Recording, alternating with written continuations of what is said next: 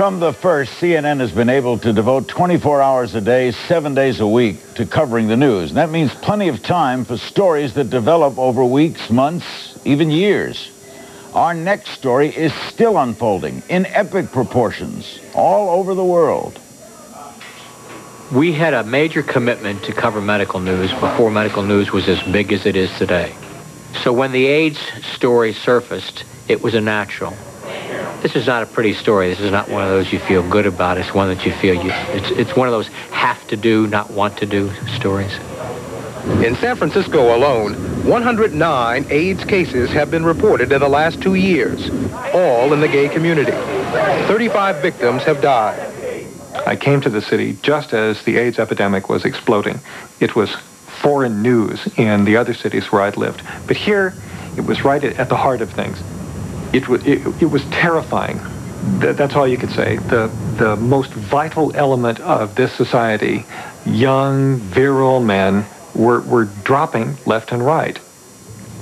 The most energetic part of our populace was disappearing. So we were all affected. So far, researchers are baffled by AIDS.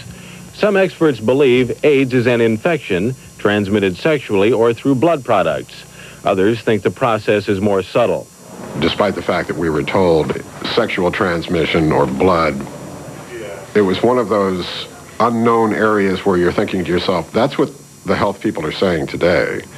But maybe 5 years from now, they'll find out that breathing the same air that somebody with AIDS might infect you. Doctors don't know what causes AIDS or how it is transmitted. There is no cure. Consequently, there became some fear in doing stories with AIDS patients in the mid-'80s.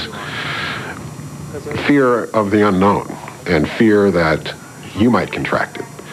And consequently, whenever we would go out and do interviews with AIDS patients, either in their homes or at the hospital, I developed this habit of grabbing the light kit with my right hand when we'd walk into the house or the hospital room, because I had a fear of shaking hands with somebody who had AIDS.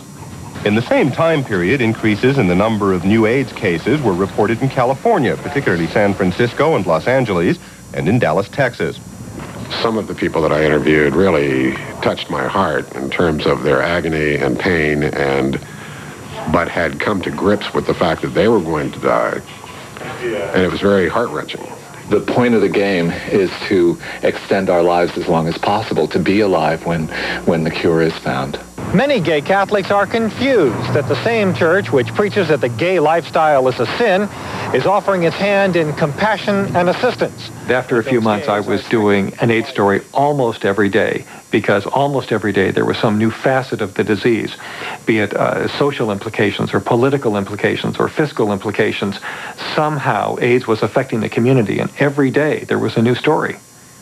Mr. Hudson is being evaluated and treated for complications of acquired immune deficiency syndrome. Rock Hudson was a great shocker for most of the general public, I believe. Those of us in the news business knew that he had AIDS for a long time and was dying. But in those days, you didn't report it until they were dead. And so it was a big, quick education for the viewing public about the extent of how far AIDS has gone. Ryan White's ordeal began in 1984 when he was 13 years old. Doctors told the Indiana teenager he had contracted AIDS from tainted blood products used to treat his hemophilia. It was through Ryan White that most people, many people, learned about AIDS and learned that you don't get it from touching, shaking hands with Ryan White. White became the focus of a national controversy about whether children with AIDS should be allowed to attend school. And he was really the first one who was, for want of a better explanation, a middle-class, white middle-class kid from the suburbs. And people didn't think people like that got AIDS. When he died, a lot of us died with him. He had dignity, he had pride, and he had this wonderful childish grin that he carried around with him that I think about it all the time. I see him right now, smiling. Gary Christopher, Jean Earl, Mike. The calamity seems to have either passed or been mitigated. People are still contracting AIDS and people are still dying from AIDS in our communities, but at a significantly lower rate. And there's a great deal more hope given the modern medicines now. Because of the HIV virus that I have attained, I will have to retire from the Lakers today. But I am going to go on, I'm going to beat it, and I'm going to have fun. Okay, so thank you again, and I'll see you soon.